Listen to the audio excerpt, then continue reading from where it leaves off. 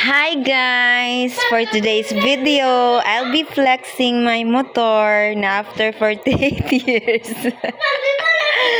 Nakaligo na jud guys, and as you can see, tanawa guys, nagbitbit kog baby kay nagparayg.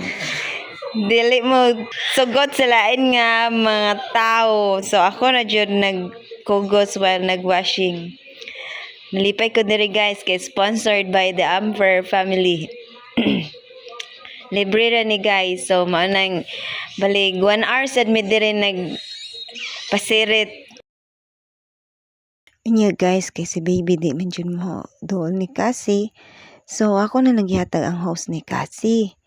Karon guys kay dili man gihapon ka mao si Cassie di ay pataka man siya pasirit ako na pong ibawian. So tarungon jud ni nato guys ha kay 48 years na may jud ni wan akaligo akong motor.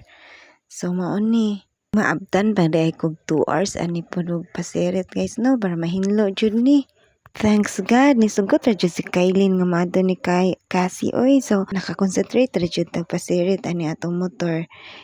Mahinlo na jud ni og tarong. Pero time sa oy, sige man day gihapon siya git akong baby oy. So instead of 2 hours, himuon na lang ni natong 30 minutes para di po problema ang tag-iya sa washing kay gimotor ba ni akong kurente dako na akong bayron nun. Sige, bye-bye.